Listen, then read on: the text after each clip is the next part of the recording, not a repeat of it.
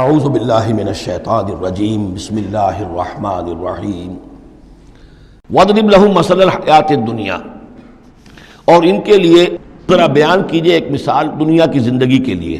کَمَاءٍ أَنزَلْنَاهُ مِنَ السَّمَاءِ، جیسے پانی کہ ہم نے اتارا آسمان سے، فَاخْتَلَطَ بِهِ نَبَاتُ الْأَرْضِ، اس کے ساتھ رل مل کر زمین کا جو سبزہ ہے وہ نکل آیا.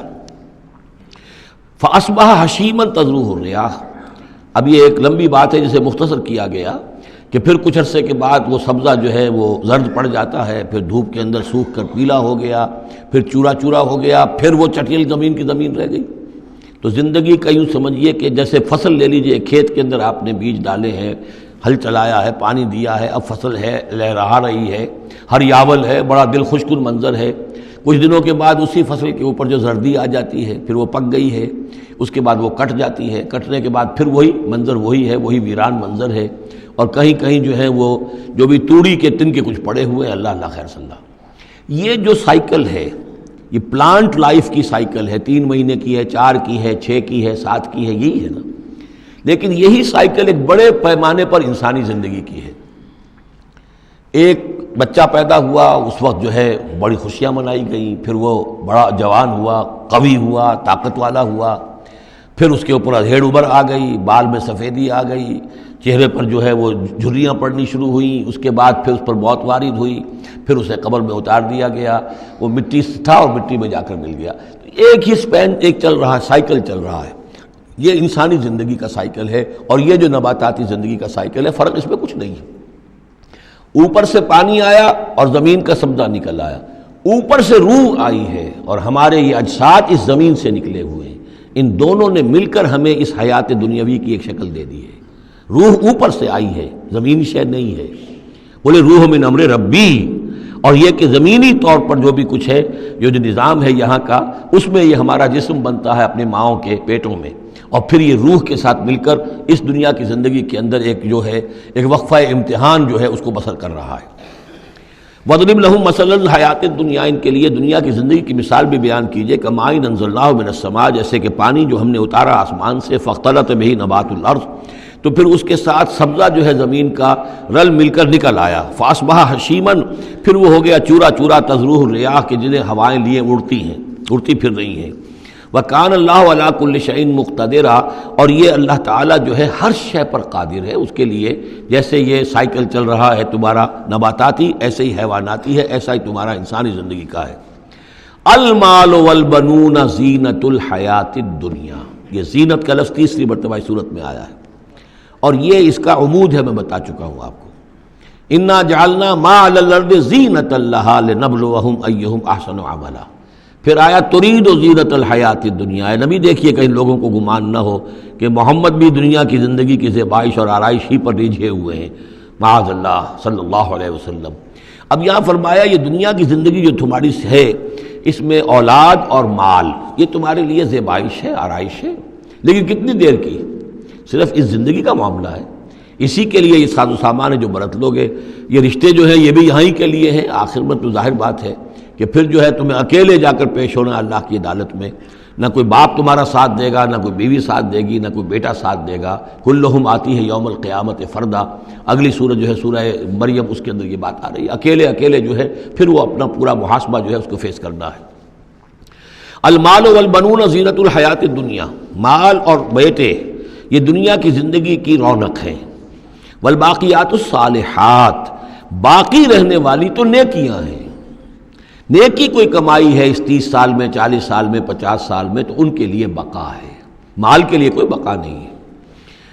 الباقیات الصالحات خیر عند ربک ثواب و خیر عملا، وہ یقیناً بہتر ہیں تیرے رب کے نزدیک ثواب کے اعتبار سے، بدلے کے اعتبار سے بھی، اور توقع اور امید کے اعتبار سے. امید اگر کوئی لگانی ہے تو یہ مال اسباب سے نہ لگاؤ. امید اگر لگانی ہے تو اولاد سے نہ لگاؤ. امید لگانی ہے تو کوئی نیکی اگر ہے اور آخرت میں اس کا اجر و ثواب کی توقع ہے تو تمہارے لیے سہارا جو ہے اصل بننا چاہیے وہ. وَيَوْمَ نُسَيِّرُ الْجِبَالَ، اب یہ قیامت کا نقشہ کھینچا جا رہا ہے. اور جس دن کہ ہم چلائیں گے پہاڑوں کو، وَتَرَى الْأَرْضَ بَارِزَةً، اور تم دیکھو گے کہ زمین بالکل ننگی ہو گئی ہے، کوئی اونچائی نہیں رہی، کوئی نیچائی نہیں رہی، کوئی اونچ نہیں، کوئی ٹیڑھ نہیں، کچھ نہیں، سیدھی چٹیل. پہاڑ چل جائیں گے تو ظاہر بات ہے کہ یہ اونچائیاں ختم ہو جائیں گی. وحشرناہم، اور ہم ان سب کو جمع کریں گے. وَلَمْ نُغَادِرْ مِنْهُمْ أَحَدًا، اور ان میں سے ایک کو نہیں چھوڑیں گے. کوئی بھی نسل انسانی کا جو حضرت آدم سے لے کر اور قیامت کے آخری ساعت تک جو لوگ بھی پیدا ہوں گے سب کے سب موجود ہوں گے. وَعُرِضُوا عَلَىٰ رَبِّكَ صَفًّا، اور وہ پیش کیے جائیں گے اپنے رب کے سامنے صفیں باندھے ہوئے. لَقَدْ جِئْتُمُونَا كَمَا خَلَقْنَاكُمْ أَوَّلَ مَرَّةٍ، یہ پہلے بھی مضمون آ چکا ہے. آ گئے ہونا ہمارے پاس جیسے کہ ہم نے پیدا کیا تھا پہلی مرتبہ. پہلی مرتبہ کب؟ عالم ارواح میں. وہ اکٹھے تھے سب کے سب. بعد میں جو دنیا میں پیدائش ہماری ہوئی ہے یہ تخلیق ہے دوسری مرتبہ. یہ زمینی تخلیق کے ساتھ روح کو جوڑ کر جو ہے یہ ہمارا در حقیقت یہ تخلیق ثانی ہے. تخلیق اول جو ہے وہ تو ہماری ارواح کی شکل میں ہوئی، اور وہی شکل میں تھی کہ آدم سے لے کر اگر کل دنیا کی زندگی 15,000 برس ہو، فرض کیجئے آدم کے بعد سے لے کر قیامت تک، تو 15,000 برس تک جتنے انسان نسل آدم میں پیدا ہوئے بیک وقت وہ موجود تھے اس وقت بھی، اور بیک وقت موجود ہوں گے قیامت کے میدان میں بھی. لقد جئتمونا، آ گئے ہو ہمارے پاس، کما خلقناکم اول مرہ، جیسے کہ ہم نے پیدا کیا تھا تمہیں پہلی بار. بل زعمتم ان لن نجعل لکم موعدا، اس وقت ہم نے تم سے ایک قول و قرار لیا تھا الست بربکم قالوا بلا، لیکن اس دنیا کی زندگی میں تمہیں یہ گمان ہو گیا تھا کہ تمہارے لیے ہم کوئی وقت وعدے کا وقت مقرر نہیں کریں گے، یعنی ملاقات نہیں ہوگی. تم بھول گئے تھے اس ملاقات کو، جی چرا رہے تھے ہم سے ملنے سے. الذین لا یرجون لقاءنا، جو ہم سے ملاقات کی امیدوار ہی نہیں ہے، اس خیال ہی کو ذہنوں سے دور رکھتے تھے کہ کبھی اللہ کے حضور میں حاضری ہے. ووضع الکتاب، اور اعمال نامہ لا کر رکھ دیا جائے گا. وضع، اب وہ اعمال نامہ کیا ہوگا؟ کون سا جوائنٹ قسم کا کوئی کمپیوٹر ہوگا؟ ہر فرد نوع بشر آدم کی ہر نسل کا اس میں پورا کارنامہ زندگی محفوظ ہوگا. آپ کو معلوم ہے جیسے کمپیوٹر کے اوپر ایک بٹن دبتا ہے اور وہ سب آ گیا، اور ایک بٹن دبے گا اس کا پورا جو چھپ کر بھی آ گیا. ایک ایک فرد کی پوری زندگی کا ریکارڈ موجود ہے. جیسا کہ میں نے کئی بار عرض کیا، ان چیزوں کا ماننا اب جتنا آسان ہو گیا ہے، آج سے 100 برس پہلے ماننا اتنا آسان نہیں تھا. کس قدر گہرے ایمان بالغیب کی ضرورت تھی. آج تو یہ چیزیں ہمارے حساب کتاب میں آ رہی ہیں. چھوٹے چھوٹے سے بٹن کی طرح کا تو ٹیپ ریکارڈر ہوتا ہے کہ آپ سے ملنے کے لیے کوئی آیا ہے آپ کو پتہ ہی نہیں، اور اس کا جو بٹن ہے جو کوڈ کا آپ بٹن سمجھ لیں وہ ٹیپ ریکارڈر ہے. وہ آپ کے ساتھ جو گفتگو ہو رہی ریکارڈ ہو رہی ہے آپ کو پتہ ہی نہیں. جو صورتحال یہ ہو چکی ہے، ذرا لگائیے کہیں پر اور آپ کو معلوم ہوگا کہ آپ کی ساری گفتگو سن لیجیے آپ. تو یہ ساری ریکارڈنگ کے ہر چیز محفوظ ہو رہی ہے. اعمال نامے میں ہر شے موجود ہے. ووضع الکتاب، اور وہ لا کر اعمال نامہ رکھ دیا جائے گا.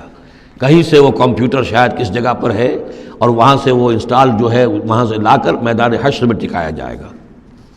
ووضع الکتاب فتر المجرمین مشفقین مما فیہ، تم دیکھو گے اب مجرموں کو ڈر رہے ہوں گے، کانپ رہے ہوں گے کہ اس میں کیا کچھ ہے. وَيَقُولُونَ، اور وہ کہتے ہوں گے یا ویلتنا، ہائے ہماری شامت، ما لہذا الکتاب، یہ کیسا اعمال نامہ ہے، لا یغادر صغیرۃ ولا کبیرۃ، اس نے تو کسی چھوٹی سی چھوٹی بات کو نہیں چھوڑا، نہ کسی بڑی بات کو چھوڑا، الا احصاها، مگر یہ کہ اس کو محفوظ رکھا ہوا ہے. اس نے تو مائنیوٹس ڈیٹیلز کو بھی اومٹ نہیں کیا ہے. کیسا یہ اعمال نامہ، ما لہذا الکتاب لا یغادر صغیرۃ ولا کبیرۃ الا احصاها ووجدوا ما عملوا حاضرا، ما عملوا، اور وہ پائیں گے جو بھی عمل انہوں نے کیا ہوگا اسے موجود. ولا یظلم ربک احدا، تیرا رب کسی پر ظلم نہیں کرے گا. یہ تمہارے اپنے اعمال ہیں. صدق اللہ العظیم.